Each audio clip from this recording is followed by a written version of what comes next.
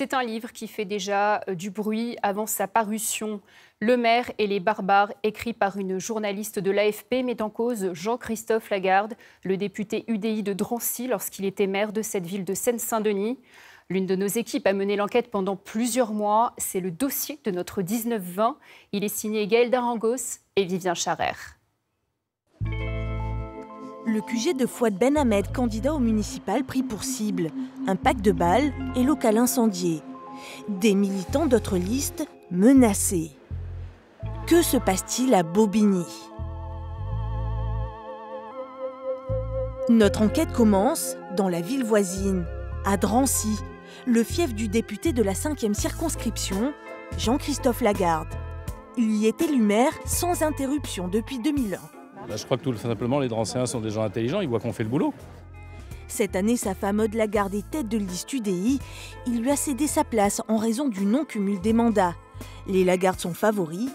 Pour Hassen Chiban, élu d'opposition, Jean-Christophe Lagarde devrait son assise à des pratiques qu'il qualifie de clientélistes. À Drancy, un maire est plus puissant qu'un président de la République.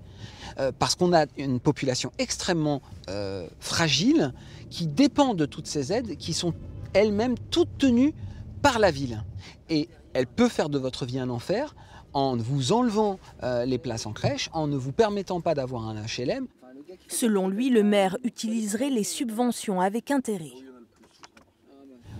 Il y a un clan qui s'est arrogé tous les pouvoirs sur la ville et qui tient en tenant tous les leviers de pouvoir. Ça s'exprime dans les associations, ça s'exprime dans les conseils de quartier. Nous avons sollicité le député pour une interview. Voici sa réponse. Il me semble en effet sain que des personnalités puissent faire partie de l'Assemblée communale. Drancy est-elle la seule commune de France dans ce cas? Est-ce que cela constitue du clientélisme? Cette stratégie, il l'aurait utilisée pour conquérir Bobigny, bastion communiste depuis près d'un siècle. Avec sa réserve parlementaire, il va subventionner des associations communautaires et de quartier. En 2014, l'UDI gagne Bobigny. Le député met ses proches à la tête de la ville. Sabrina Saïdi elle-même est nommée adjointe en charge de la petite enfance. Elle affirme avoir été témoin de ces pratiques clientélistes. J'ai milité en 2014 pour l'UDI pour la seule et bonne raison, c'est que j'étais à la recherche d'un logement. Après, je suis rentrée dans un système qui existe depuis toujours. Le système où tu fais ça pour moi, je te donne ça. Dès le début du mandat en 2014, ce syndicat suit l'embauche de nouveaux contractuels. Selon eux, de nombreux dossiers présenteraient des irrégularités. C'est un système mafieux qui est mis en place et qui aujourd'hui se permet de mettre en place des personnes bien stratégiques sur des postes stratégiques à certains endroits. On découvre des choses invraisemblables.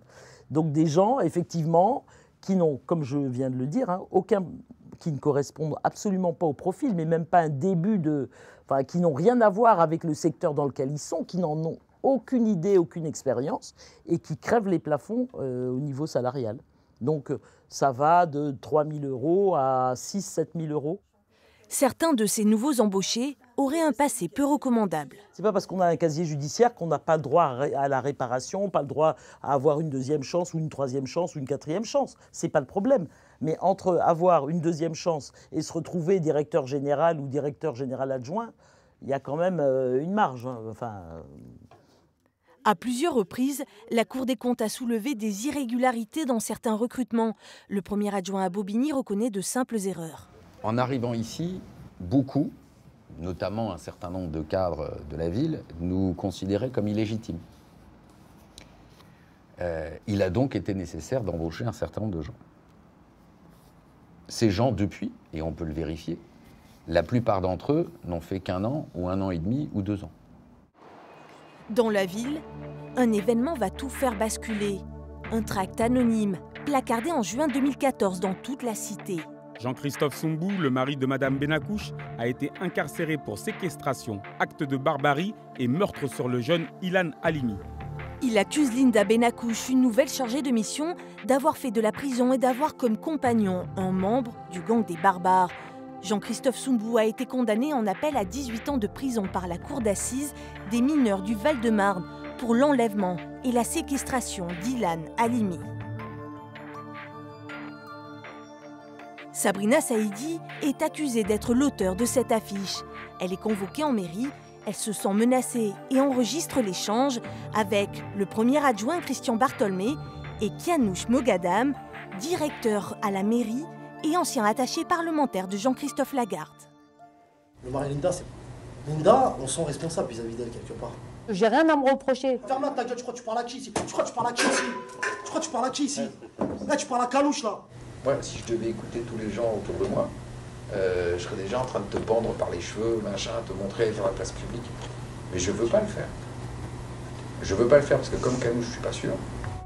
Pourquoi Linda Benakouche est-elle si protégée? Lors de l'enlèvement d'Ilan Halimi, Jean-Christophe Soumbou aurait été aidé par 2 complices. Les policiers ont à l'époque auditionné un membre d'une famille du grand banditisme de Bobigny. Soumbou n'a jamais révélé leur nom. Dans son livre, F. Scheftel s'interroge sur l'existence d'un pacte dans la cité pour aider Jean-Christophe Soumbou à obtenir une remise de peine. Il vient de sortir après 13 ans de réclusion. Il est en liberté conditionnelle. Linda Benakouche serait désormais stagiaire de la fonction publique. Elle n'a pas donné suite à nos demandes d'interview. Face à ces accusations, Jean-Christophe Lagarde dément tout lien avec ces personnes.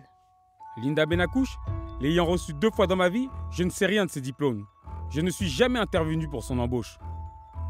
Jean-Christophe Soumbou, je ne connaissais même pas le nom de ce criminel avant le tract de l'été 2014. Par ailleurs, dans le cadre d'une enquête préliminaire pour détournement de fonds publics ouverte par le parquet national financier, des perquisitions ont eu lieu à la mairie et au domicile de certains élus de Bobigny et chez les Lagarde. Et alors? Depuis, ils n'ont rien trouvé? Depuis, ils n'ont rien demandé? Depuis, il ne s'est rien passé? Et c'est pour ça que vous venez? Donc c'est facile, c'est la même petite bande. Monsieur Benhamed, qui est le copain de Monsieur Chiban, c'est la même petite bande qui lance des accusations, qui déclenche fatalement des perquisitions, et il ne se passe rien derrière. L'enquête préliminaire a été confiée à la brigade de répression de la délinquance économique. Une enquête à retrouver bien sûr sur notre site internet idf.france3.fr.